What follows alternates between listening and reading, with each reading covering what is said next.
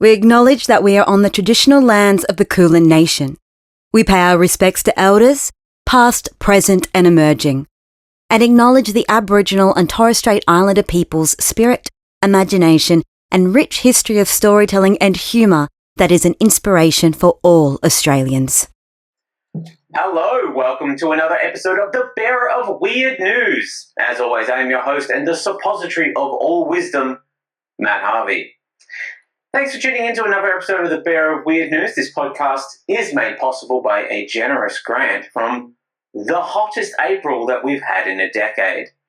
While other sponsors are looking to promote a business for your money, the hottest April that we've had in a decade gives you a gentle, persistent sense that the seasons are unraveling, like a cheap jumper. They're committed to delivering record-breaking warmth year after year, more warmth than you're comfortable with. And not just warmth, but a warming sense of dread. Not in a way that definitively proves climate change, but enough to infuriate those who see it coming as others around them say, well, if this is climate change, then I really like it. Because why have climate change when you can have more and more climate stagnation? Enjoy longer summers, shorter winters, floppier springs, and that fun new game where you try to remember what month it is supposed to be based entirely on vibes alone. Thanks to their ongoing support, you can experience autumn leaves that refuse to fall out of sheer confusion, mosquitoes that have simply decided to stay, and the comfort of having regular and reliable once-in-a-decade events happening over and over again, because inconsistency is inconsistent. We love consistent weather. So whether you're sweating through what used to be jumper weather or explaining to a child what seasons were in the before times, remember to thank the hottest April we've had in a decade, proudly funding content, quietly ending changes in climate. But look, as thankful as we are for the hottest April we've had in a decade for their support, this really is only possible due to generous support of loyal listeners/viewers like you who continue to make this all possible over at patreon.com/Matt Harvey Stuff, where you will be given the chance to fund and support the bullshit arts like a real patron. You know, the people who have their names on the wall at an art gallery, except this wall is made out of nonsense. And all of the displays are questionable at best.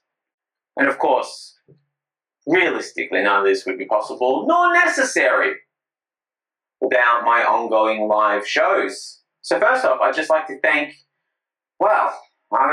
definitely thanks to Melbourne. I know I need to thank Melbourne. I'm pretty sure I need to thank Adelaide at this point, but I don't remember if I did that previously. But just in case I didn't, thanks Adelaide, and thank you Melbourne for coming out and supporting my brand new live show, Jokes About the Time That I Got Detained in America and Other Stories. This has been a really fun season just to see who turns out, what people are interested in, and how they respond to the jokes. I think the show's in a really good shape, and I'm keen to get it touring again, but there will be a little bit of a break in the tour schedule for that particular show as I remount one of my old shows and go to some new places and some new festivals. I'll be taking my old storytelling and stand-up show, I Got Bit by a Monkey Once, to Brighton for the Brighton Fringe, actually as part of Brighton's own free fringe, which is very exciting. Very first time that's ever happening, so I'm looking forward to doing that. Then I'll be off for a one-off show in Switzerland on May 23rd at a place called Basel, Switzerland, at the Beast Comedy Club. And then off to Prague for the Prague Fringe from May 25th until the 29th, so pretty much the end of the festival there. At which point I will be traveling home and I will be forced to travel through America due to the ongoing war in the Middle East. So maybe if I get back anytime soon, there'll be more to tell you about the time or times that I got detained in America. We will see. Until then, my friends, I will be the bearer of weird news.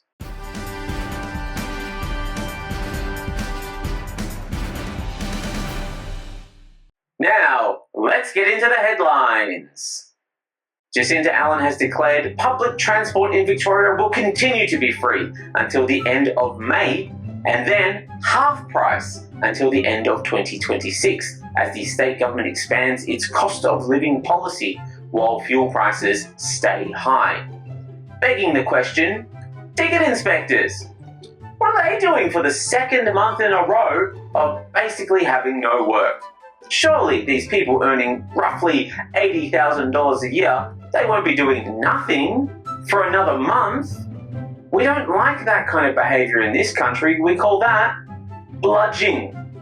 But good news, my friends, good news. I got out there and I did some digging.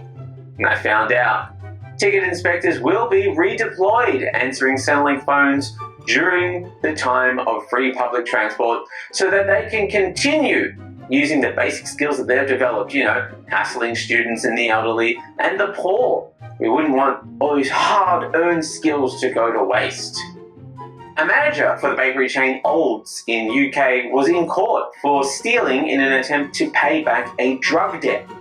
Law enforcement said the sticky-fingered manager had been on a roll as they whisked away 120,000 Australian dollars in voided sales. The manager was left glazed and confused when mystery shoppers unravelled the voiding operation, which should have left them rolling in dough. When asked about how they got away with the embezzlement, their manager said it was a piece of cake, and then a few dozen coffees, and then a bit of bread. Oh, and of course, some strawberry tart jelly. National Tea Day has just passed, with many honouring the UK's love of tea, culture and tradition. The day was established to coincide with Queen Elizabeth II's birthday. It promotes brew more, do more by encouraging tea parties, afternoon teas, invading foreign countries to break their monopoly on tea, and knowing that you won't have to deal with Americans because they refuse to take part in tea culture. A place called Infinity Trampoline Park in Inverness, Scotland has announced that it will be closing its doors next month. Locals said the news was disappointing, but was all part of life's ups and downs. Owners said starting any business was a bit of a leap of faith, and ultimately blamed rising costs, saying the trampoline business had way too many ups and not enough downs. But unlike most businesses, they were unable to bounce those costs onto customers. Despite how it all ended, they do say that their experience was uplifting. South Korean police are seeking to arrest Bang Si-hook, the chair of the agency behind the K-pop band BTS, regarding an investigation into allegations that he illegally gained more than 150 million Australian dollars in an investor fraud scheme. When asked how he'd managed to get away with so much money, the police simply said he was smooth like butter, like a criminal undercover. UK children aged 17 or younger will face a lifelong ban on buying cigarettes as the Tobacco and Vapes Bill clears Parliament. It's kind of like how they made it impossible for young people to buy a house, but this time for good instead of evil. The landmark legislation aims to stop anyone born after January 1st, 2009 from taking up smoking by making it illegal for shops to sell them tobacco. Or at least until a Conservative government gets in power and undoes it in a desperate attempt to get the vote back from an extremist party gaining numbers in the polls. In an example of rules for thee but not for me, youth will not be exempt from the smoke politicians blow up their constituents' asses, or the ancient and entirely overdone practice of engaging in smoke and mirrors to escape difficult questions.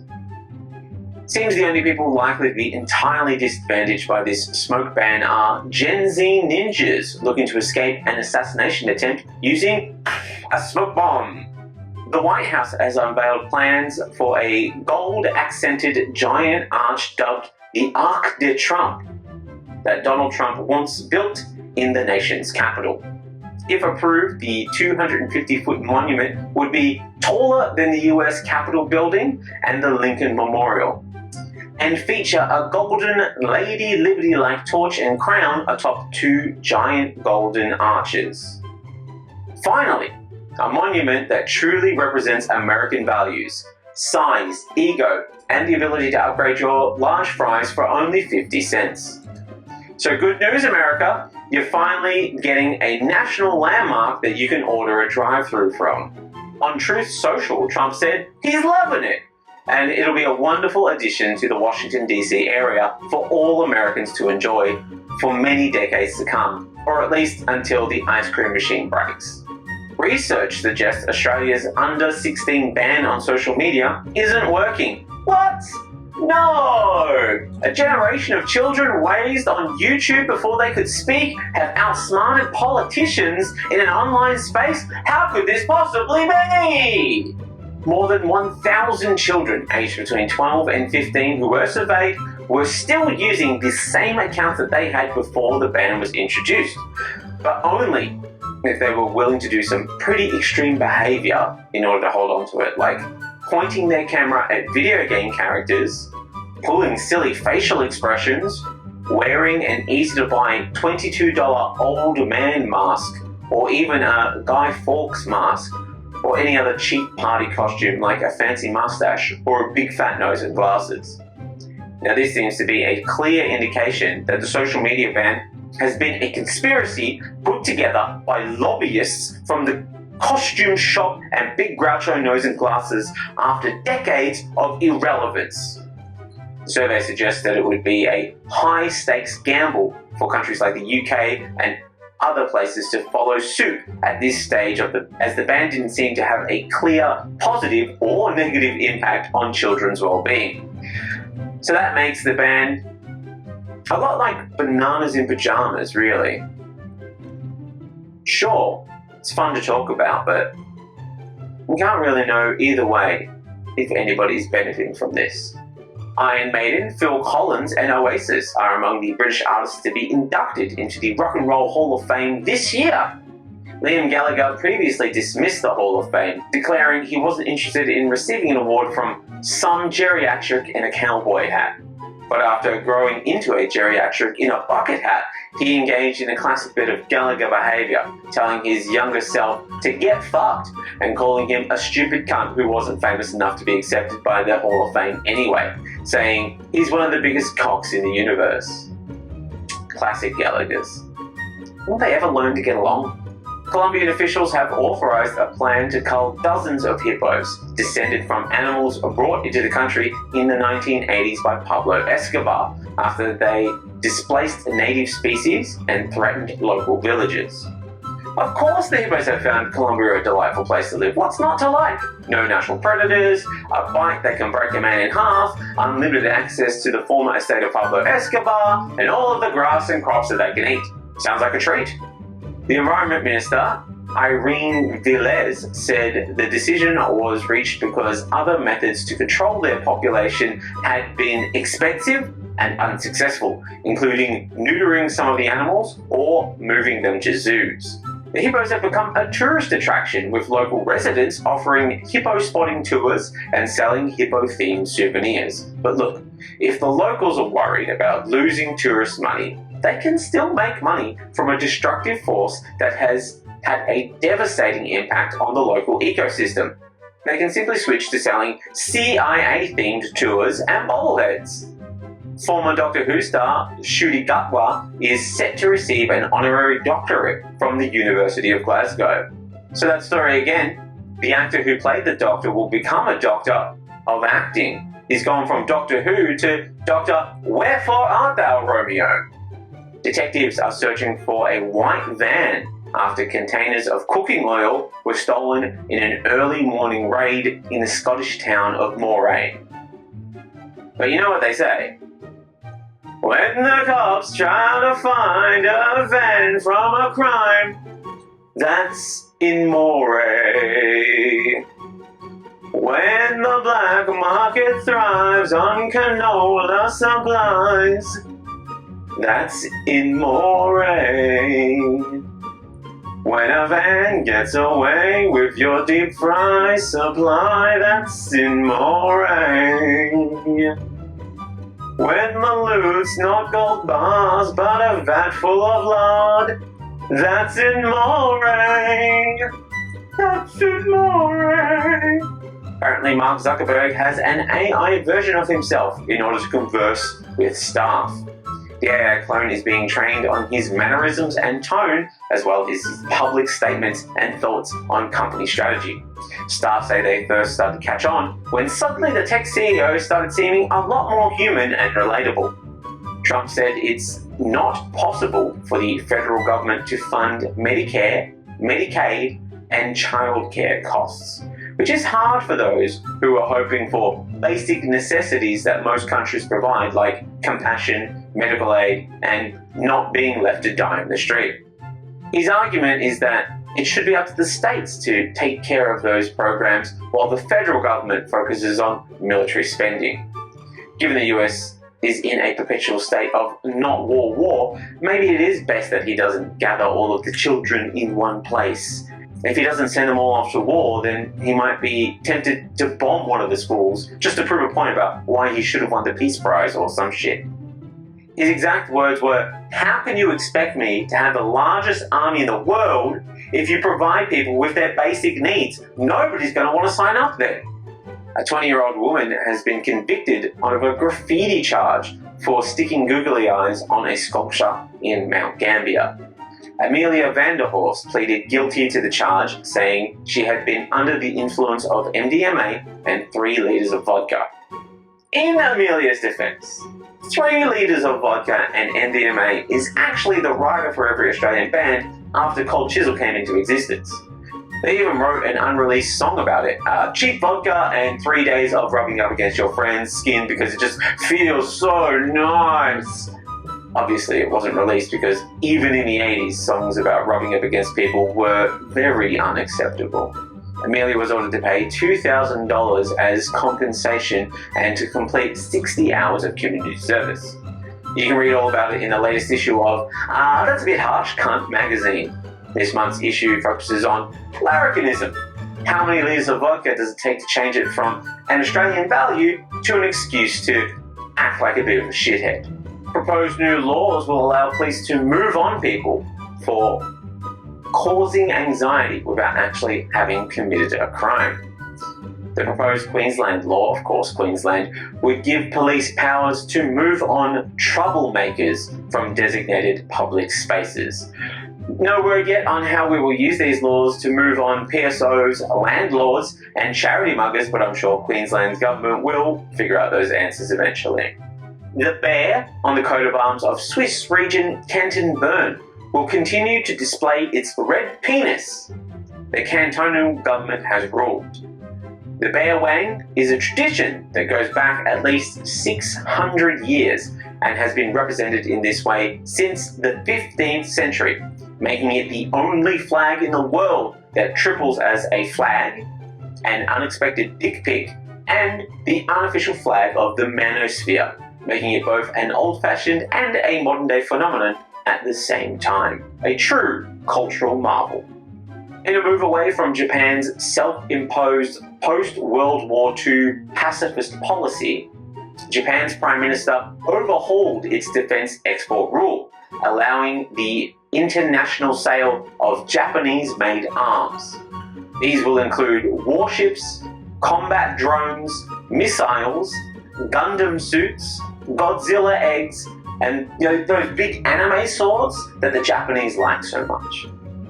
A new health campaign, Beat Cancer Off, wants men to masturbate 21 or more times a month. And you can remember this new campaign by using its fun new rhyme. Here we go. 21 days, have a wank, wank, wank, wank, have a wank. Apparently, the study shows that men who ejaculate 21 or more times a month may reduce their risk of prostate cancer by up to 22%. So parents, please knock before you enter your teenage boy's room. They may be in the middle of administering life-saving medical treatment. The campaign consists of an original song, an animated video, and the first ever smartphone app to track and prompt masturbation. They're still working on an app name, but the top names on the list are Yugu, Stroke Tracker, Jerk Fit, Palm Pilot 2.0, and of course, Goop 2.0. I think that last one is my favourite. The trial between the ACCC and Woolworths has begun in federal court, where the ACCC has accused Coles and Woolworths of engaging in, quote, marketing magic in order to make consumers' money disappear.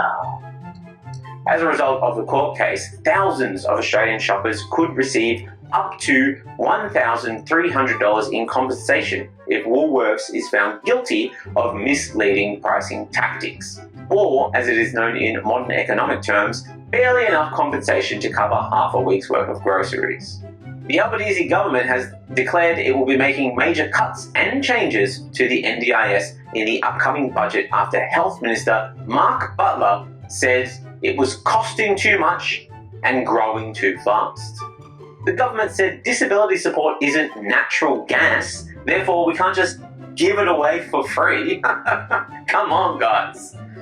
The government did say it was open to hearing suggestions about how to further fund the NDIS funds for the 160,000 recipients who were being cut, saying that they could continue to receive funding if they agreed to have their new limbs converted into WMDs and go and fight Australia's most dangerous enemies, such as protesters, whistleblowers, and refugees seeking asylum. Butler said it was important that the recipients being kicked off the scheme were done so with dignity. Because for some reason it's easier and will get more votes to kick disabled people off the NDIS than it would be ever to tax large businesses in order to cover the cost. What a strange world we live in.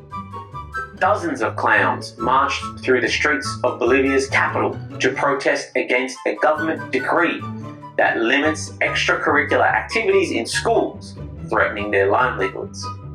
Which is tough, because when governments think essential services, they think hospitals, transport, mining, politicians, if we're lucky, education, and very rarely, guy in suspenders honking at a balloon dog. Clowns on strike does feel like the most on-the-nose protest imaginable. You know, clowns marching in the street because society has decided that they are no longer necessary.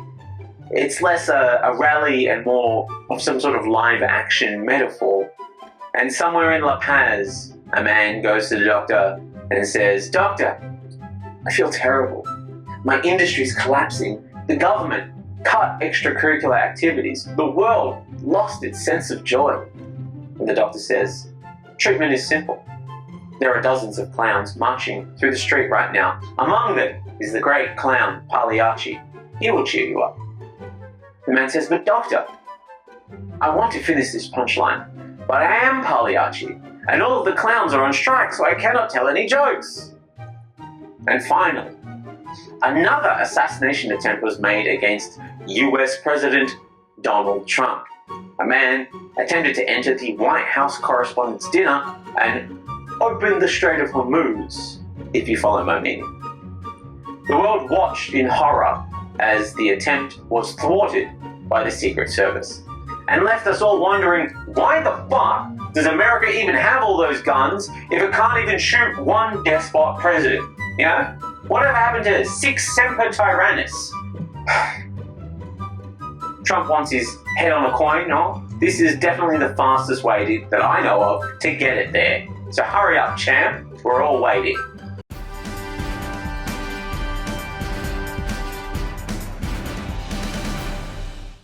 That's the end of the headlines, though. Let's move on to the biggest stories, starting with Coalition Crackdown News.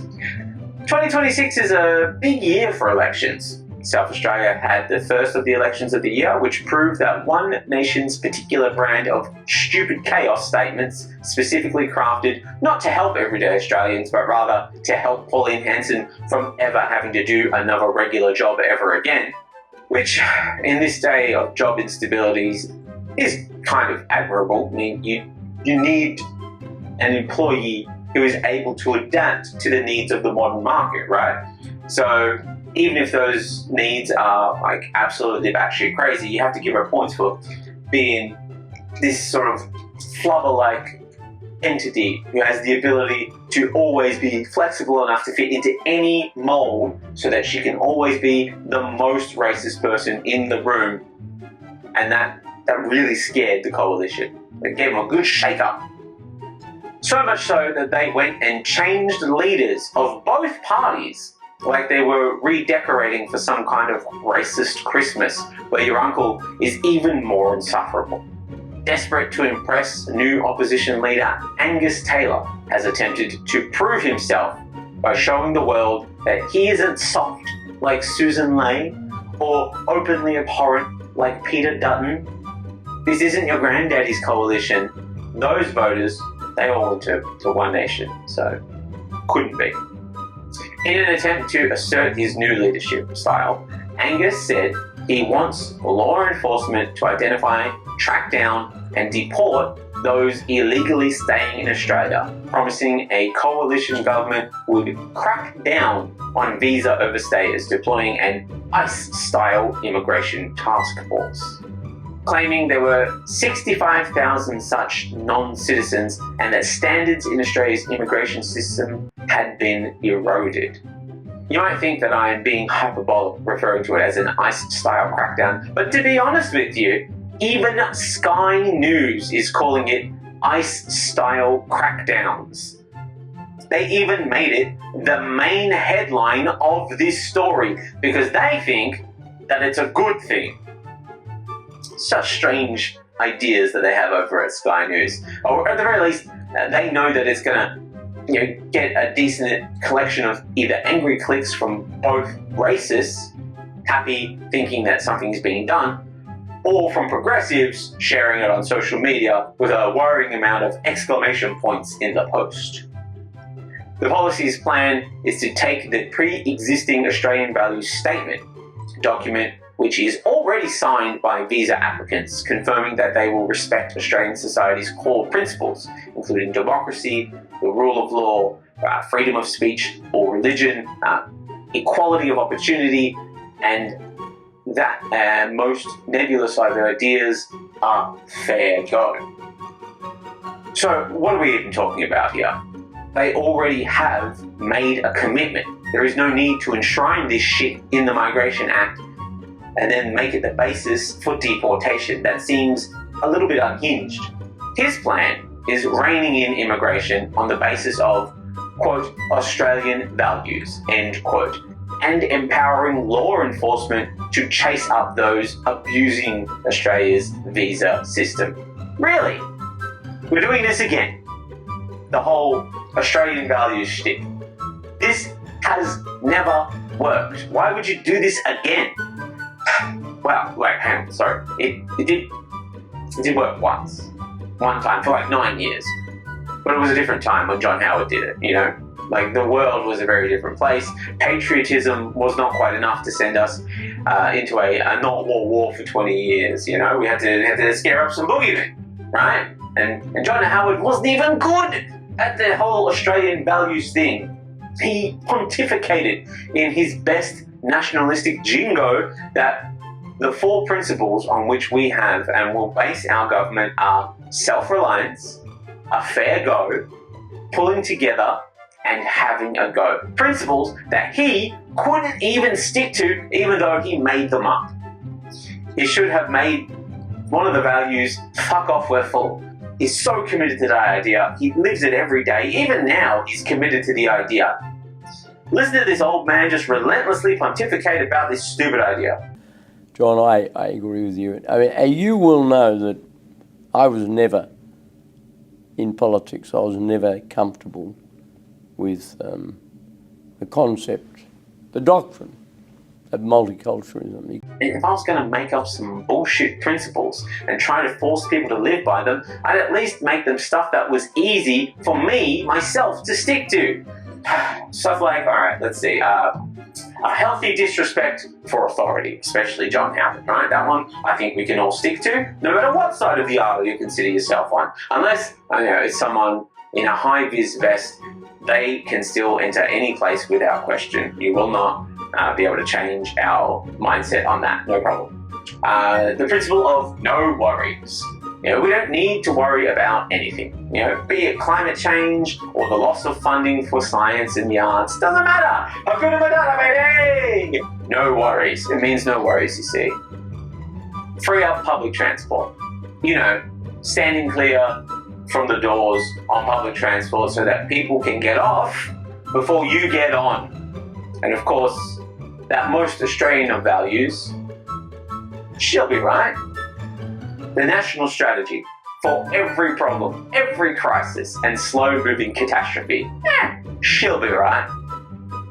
I feel like those are some principles that we can stick to. I do kind of understand the fear of immigrants, and just between us, there was a wave of them who arrived here in like the 1700s and refused to abide by the local culture.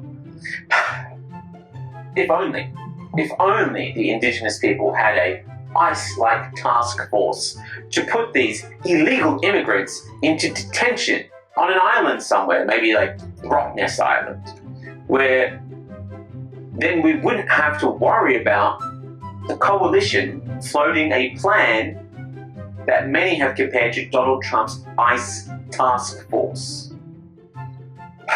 Or another proposal, to screen travellers' social media accounts before granting visas. Are you kidding? Who have we become? Who have we become? Usually it takes 5 to 10 years for us to turn into America, but look at us. Look at us.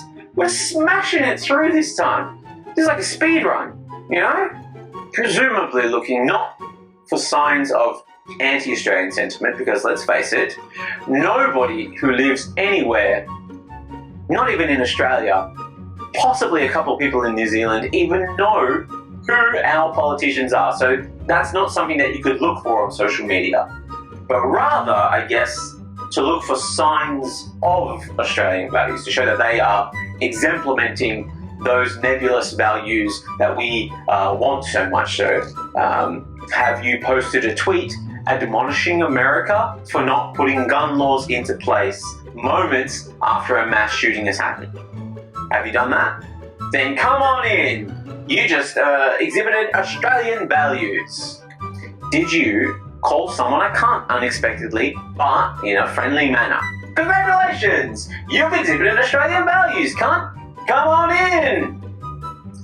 Don't feel left out, locals. This isn't just an immigration issue. Certainly not. This isn't a single party issue either. Oh, no. Enter ASIO. Hi, ASIO. What sort of fresh horrors do you have for us now? Well, back in July 2025, there was an extension of ASIO powers to detain suspects without judicial warrants and with limited access to legal representation, which was rammed through the House of Representatives in just 2 days with the full support of government and opposition. And I thought opposition's job was to oppose. In another case of bipartisan unification to fuck the citizenry, like sort of if Voltron minds came together and then decided to join forces with the monsters in order to take over Earth, Or if like the Planeteers summoned Captain Planet only for him to go ahead and decide the best way to save the planet was in fact to take the rings of his own creation, wear them himself, and lay out furious anger down on humanity for their inability to live in harmony with the planet that birthed them, and then begin a harmonious and yet furious reign of Mother Nature. By your powers combined, I'm Captain Fuck You! Legislation set to make ASIO's compulsory questioning powers permanent is before the Senate, after passing the lower house in mid-February 2026. February 2026? Shit, that's this year! Fuck! Oh no! That's not great, guys. It's not great. This time it is Labour championing the reform, as they continue their slow transformation into the very thing that they have fought against for many, many years. But, as we all learned from Christopher Nolan's The Dark Knight, you either die a hero, or you live to become the villain. And as the coalition grows into a giant multi-headed hydra of terrible opinions and suppression of democratic freedoms, but some of the heads are red and then some of the heads are blue, and despite sharing the same body, the heads will actually fight furiously for dominance, calling the other heads out of touch with the common man. It becomes harder and harder to express your distaste with the mighty beast, lest they send their minions and goons to take care of you. And it'll be much easier for said goonery after this legislation further broadens the scope of the nation's chief spying agency's ability to question non-suspects for up to 24 hours.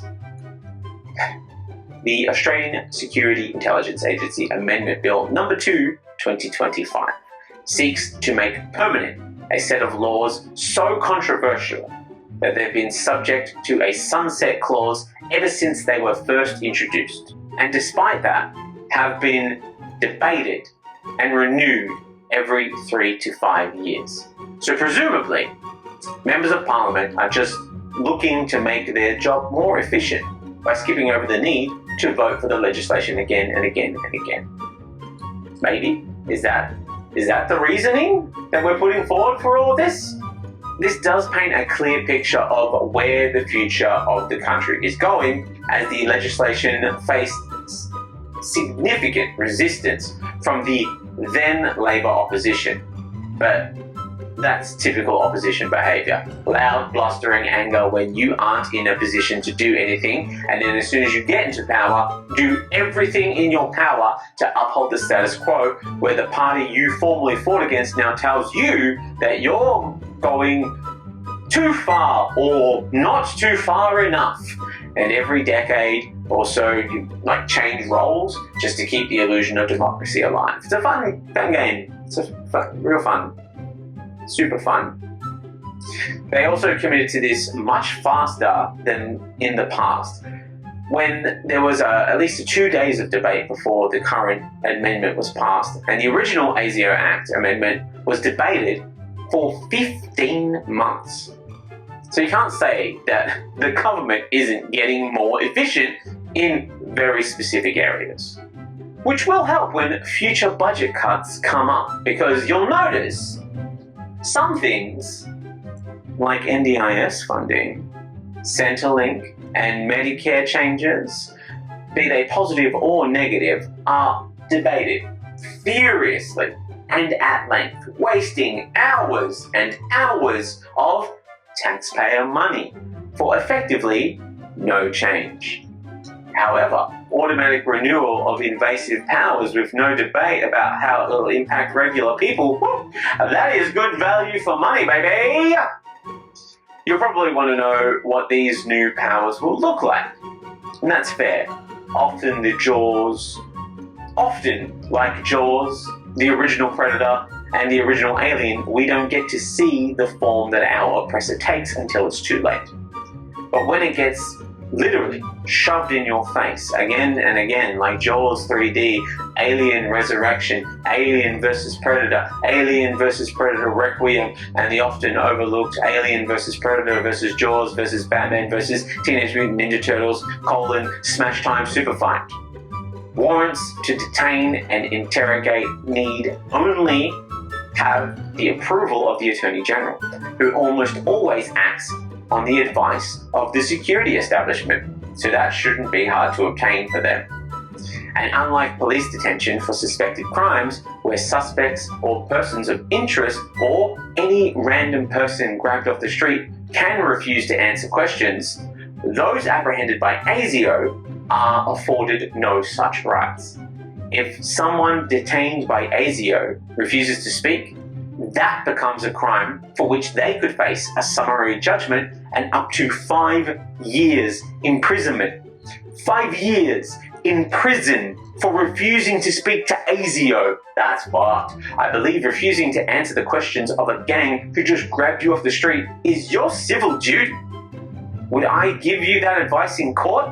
Frankly, you'll never find out. Because while lawyers are technically entitled to be present during questioning, and I am no lawyer, their ability to interact with and advise their clients is directed by the ASIO officers conducting the interrogation, which doesn't seem like a conflict of interest at all. No, certainly not. If I've learned anything over my years as a citizen, it is that the police have never once taken advantage of being given extra powers with little to no oversight. Why would we give them jobs where they can have such horrid and devastating impacts on people's lives if they can't be trusted? Right? Right?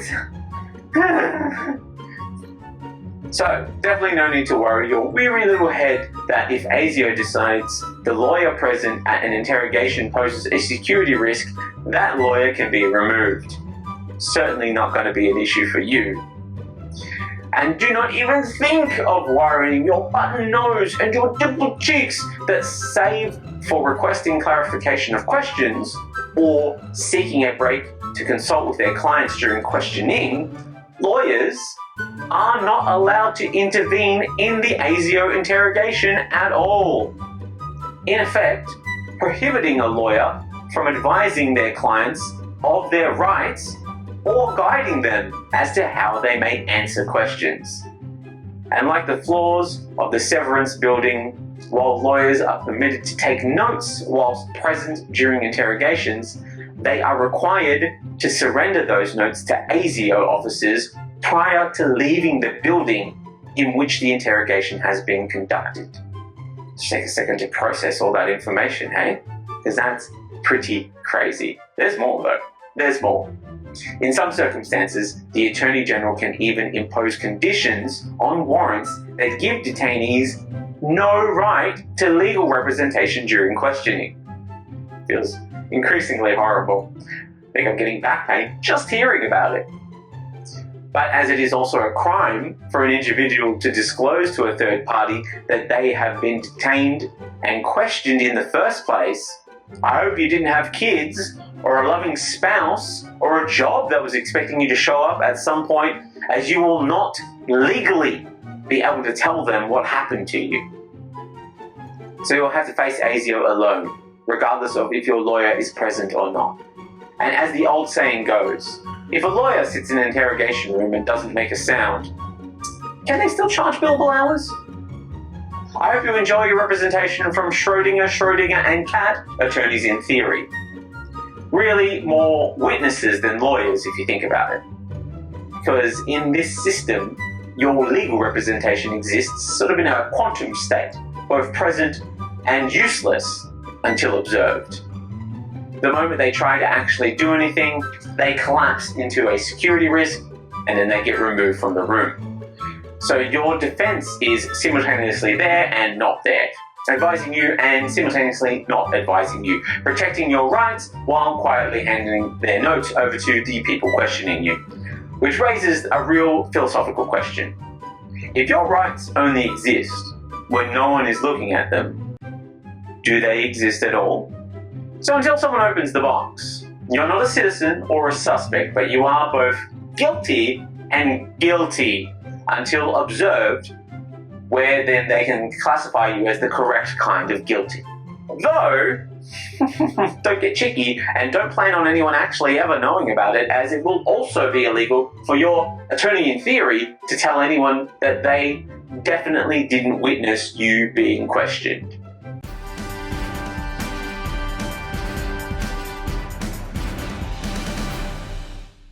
Moving on now to sound news. The National Film and Sound Archive is Australia's audiovisual archive, responsible for developing, preserving, maintaining, promoting, and providing access to a national collection of sound, radio, video games, new media, related documents and artifacts, film, and television. Obviously, we did have to remove Hey Dad from the archive for reasons that'd get a fun little video like this demonetized if we had to get into them. And we had to remove all of Chris Lilly's shows because, well, they were just fucking shit, weren't they? New images and footage are added by a panel of industry and film and sound archive experts who vote on public nominations of recordings more than 10 years old. The latest vote saw the iconic news report turned meme Succulent Chinese Meal added to the Sounds of Australia list, alongside other classic audio such as Joe Dolce's Shut Up Your Face, Marsha Hines' You, and the sounds of the pedestrian crossing button signal. The archive is a capsule collection of sound recordings with cultural, historical, and aesthetic significance and relevance which inform or reflect life in Australia. Important sounds like the Aeroplane Jelly song, the Louis the Fly song, Russell Crowe on Acropolis Now, and that vomiting scene from the spaghetti eating competition in Round the Twist, not to mention important objects like this! Beautiful Reckless Cali cup. Peak Australiana at its finest. However, there are some lost and rare broadcasts that the archives are still searching for, like recordings of Dame Nellie Melba's 1931 funeral procession, early demo recordings from artists like Slim Dusty, obscure folk music like this one from Ballarat local Frank Callahan. Let's just have a listen. B-A-L-L-A-R-A-T. Ah, isn't that nice? That's a song about a small country town that isn't I've Been Everywhere, man. That is peak small country town music. You don't see that kind of thing outside of the town that the song is about. And I bet that good time family ballad isn't even in the archive. They're also looking for ephemeral or natural sounds, like unrecorded sounds of unique natural landscapes, much like the sound of an indigenous site being demolished by a mining company and then that being swept under a bureaucratic rug. Extinct wildlife like the Tasmanian tiger, or the sound of the functioning and well-supported working class. Uncatalogued personal content, personal VHS, cassette, or film reels. So this one's a fun one. Do you have embarrassing footage of a family member or someone that you hate that you want to preserve forever? You can send it to the archive and it will be preserved for all time. What a beautiful way to spend the day. Now, I had a little squiz at, a little look-see, a gander at the website of theirs. This so-called Archive of Australian Achievement. This documentation of digger daring do. This organisation of ochre output. And look, maybe it was me. Maybe I just fucked up this search, but I'm going to tell you, I couldn't find the iconic Stephen Bradbury win. And there isn't a more Australian movement than a white man stumbling into victory despite doing nothing to secure that position. This win is the very epitome of the lucky country mentality. How is this not in the archive? I was ready to be outraged that the archive had the 50th anniversary of Hey Hey It's Saturday. The one with the blackface. But that doesn't seem to be in there either, which is, I will say, a pleasant surprise. We aren't normally as good at not publicly displaying our shame like this. It's confusing and frankly makes me a little bit angry. Turns out I don't like it when I'm pipped to the progressive post like this. But this is still a good thing, assuming that I haven't fucked it up and that it is actually in there. Among the greatest achievements of Australians, there are other missing moments that I couldn't find. No Marty the Monster versus Rex the Kangaroo. No footage of John from Play School flipping the bird. What sort of larrikin-less hellscape is this? On the plus side, Corey Worthington also wasn't in there, so swings and roundabouts, I guess.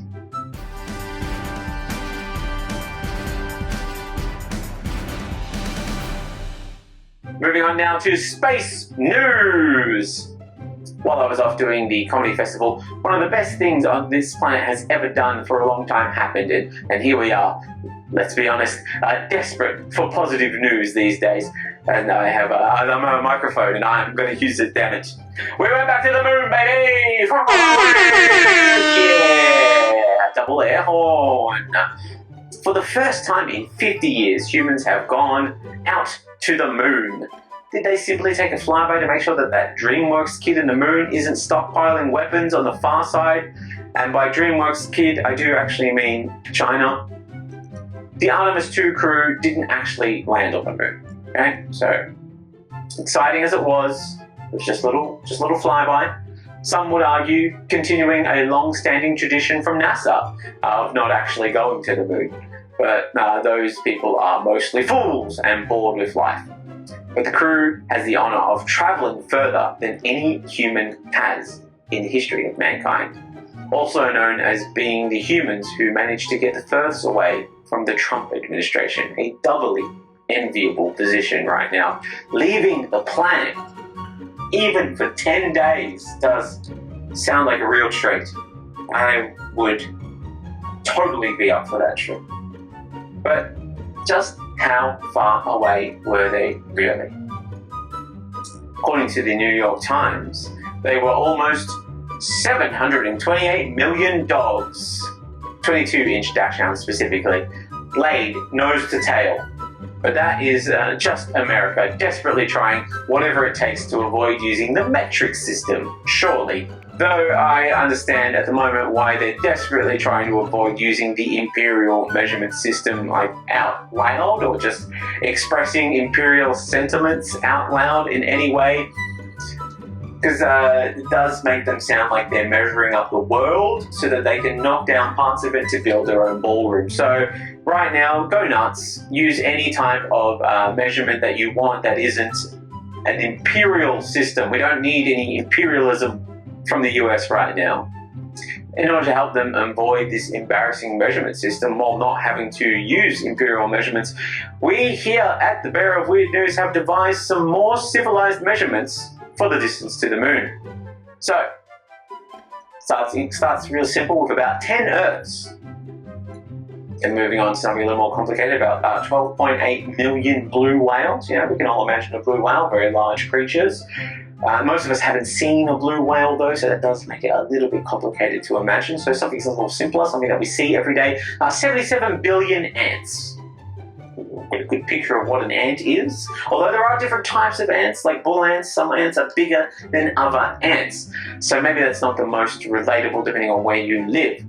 So I think the simplest way to measure distance to the moon and back is 25,920,000 jiffies. I'll be back in 25,920,000 jiffies. But being the humans who managed to get the furthest away from Earth's ongoing stupidity, it won't be until Artemis 4 that the astronauts will actually be on the surface of the moon for the first time since the Apollo era. But aside from updating their computers to the latest models of Windows, ensuring that the fuzzy dice on the rearview mirror have fresh elastic, and updating the ship's playlist with some new space-themed songs that aren't just David Bowie, what are they going out there for? Well, they're out there to answer questions. And here is a list of the enigmas that could be clarified with realistic scenarios in the next 10 to 20 years by these various Artemis missions. What is the origin of the moon? Well, a question that has plagued mankind since the first werewolves attempted to best us for planetary superiority. So we need to get an answer to this one. Too sweet. How much water is on the moon, and what is it like? And most importantly, who gets to bottle it and sell it to us? Well, the short answer here is yes. Yes, there is water on the moon. It's mostly ice. And of course, because it's a little chilly on the moon, so of course it's ice.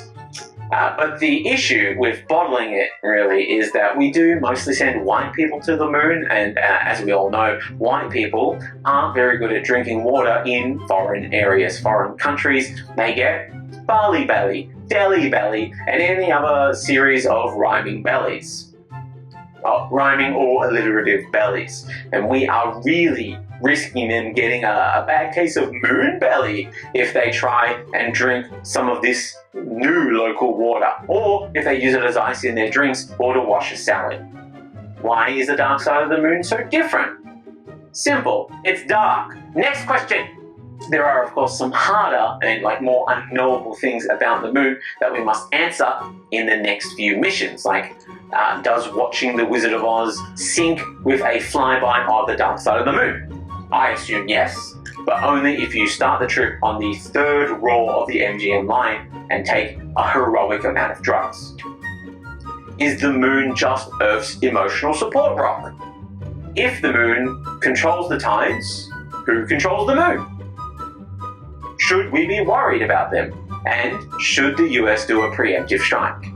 Is this mission about science, or are we just checking if anyone has claimed it while we weren't looking?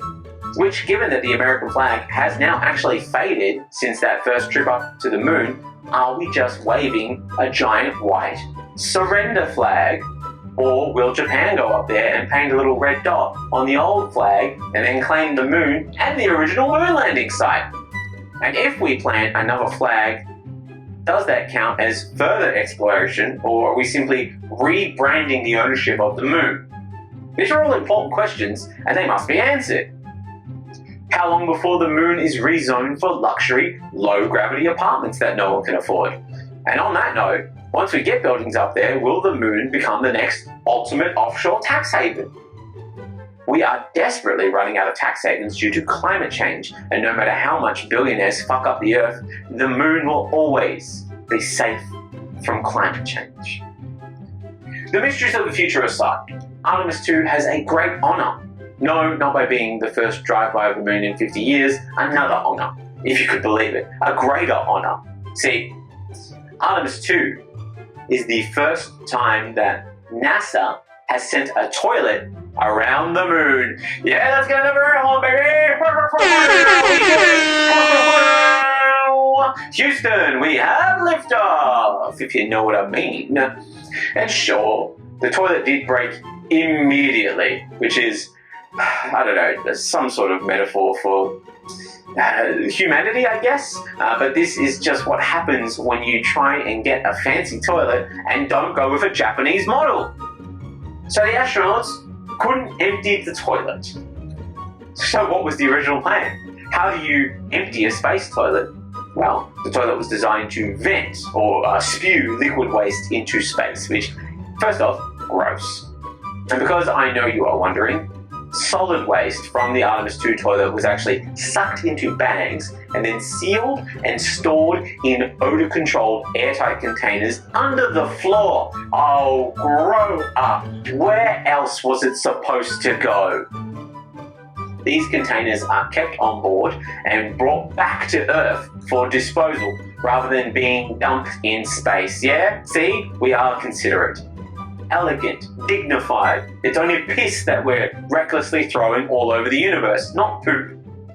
The only human shit that has been thrown into space is Elon Musk's Tesla. And this is a much better solution than we had for the first moon landing, where they ended up just leaving 96 bags of poop on the moon. Yes, that is true. It is a thing you can genuinely look up. It's one small shit from man, one giant shit heap from mankind. But it wasn't all poop on the moon. But we left a big mess up there. We left some space buggies, a hammer, a feather, photos, toys, and of course, those 96 bags of feces and urine. See, it's not just shit, it's shit and urine. It's true, look it up. Not now, do it later. The algorithm will get mad that you left midway through, but you do it later. 96 bags of poop though. That's a lot of poop. That's a lot of feces, my friends. You know how it is when you move house, you always leave stuff behind when you move. This is just the same thing. It's just, instead of going across suburbs, we're going interplanetary, into continental bodies, This, between us, I'm pretty sure this is why aliens don't visit us. Have you ever seen a house that has like a car in their front yard and then thought, oh, I should really go into that house immediately. I should find out exactly everything about that house. No, you avoid that house. That's what you do. You avoid them like a co-worker microwaving fish in the break room. That's us. We're the co-worker stinking up the office. We are the house with the car in the front yard. A car, and I cannot emphasize this enough, 96 bags of shit in our front yard. The moon is our front yard, right? I think we all agree collectively that the moon is our front yard. Yeah. Personally, I think there is life out there. Obviously, I don't think they will come and visit. But there is too much space out there for us to be the dominant intelligence in the universe. That would be an incredibly depressing thought. We aren't that good. We gave Andrew Lloyd Webber all that money and praise for creating the musical Cats. We can do better. But if they had visited us, the government was right not to tell us. Let's be honest, we aren't ready. We can't even handle the fact that some of our own species is a different skin colour or likes to fuck a different gender. We're not ready for aliens. I think that's why we left all that poop on the moon. To deter aliens from coming to visit us, because we knew that we weren't ready. They did go in the 1960s when we were at peak not being ready. So that actually makes a lot of sense.